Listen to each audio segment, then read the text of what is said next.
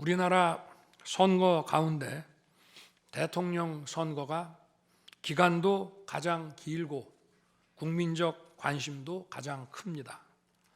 그만큼 직선 대통령의 민주적 정당성은 다른 선출직 공직자에 비해 그 무게가 다릅니다. 과거 우리나라 민주화 운동은 한마디로 대통령 직선제 확보였다고 해도 과언이 아닙니다.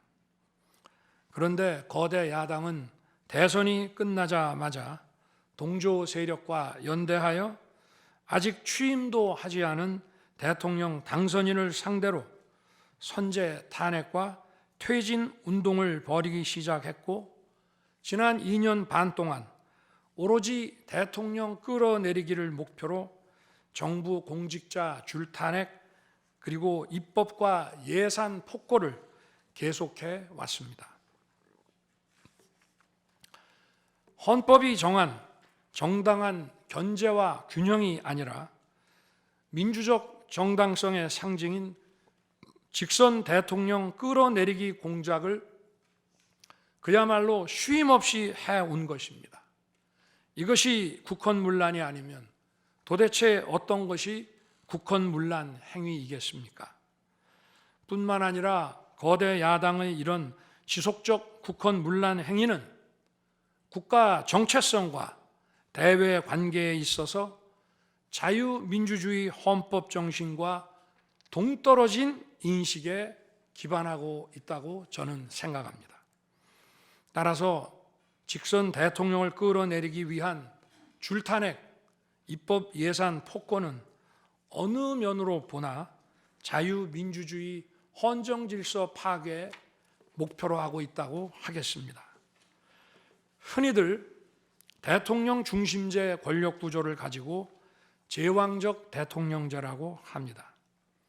그러나 지금 우리나라는 제왕적 대통령이 아니라 제왕적 거대 야당의 시대입니다. 그리고 제왕적 거대 야당의 폭주가, 그 독재가 대한민국의 존립 위기를 불러오고 있습니다. 계엄 이후 벌어진 일들만 보아도 모두 잘 알 수 있지 않겠습니까? 제가 정말 제왕적 대통령이라면 공수처, 경찰, 검찰이 앞다퉈서 저를 수사하겠다고 나서고 내란죄 수사권도 없는 공수처가 영장 쇼핑, 공문서 위조까지 해가면서 저를 체포할 수 있겠습니까? 저 역시도 수사 업무에 26년간 종사한 사람이지만 이렇게 여러 수사기관들이 무차별적으로 한 사건에 달려드는 꼴은 본 적이 없습니다. 비상계엄에 투입된 군 병력이 총 570명에 불과한데 불법적으로 대통령 한 사람 체포하겠다고 대통령 관저에 3, 4천 명이 넘는 경찰력을 동원했습니다. 대통령과 거대 야당 가운데 어느 쪽이 제왕적 권력을 휘두르며 이 나라의 헌정 질서를 무너뜨리고 있습니까?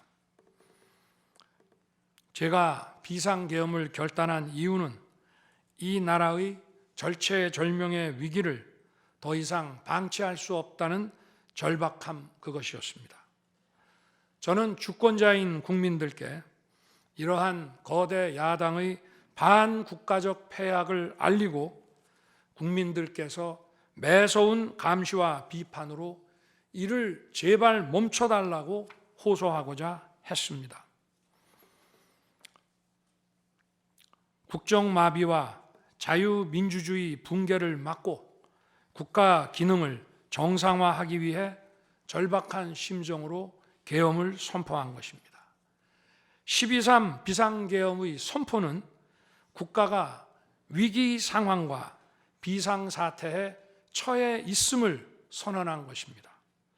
국민을 억압하고 기본권을 제한하려는 것이 아니라 주권자인 국민께서 비상사태 극복에 직접 나 주십사 하는 간절한 호소입니다.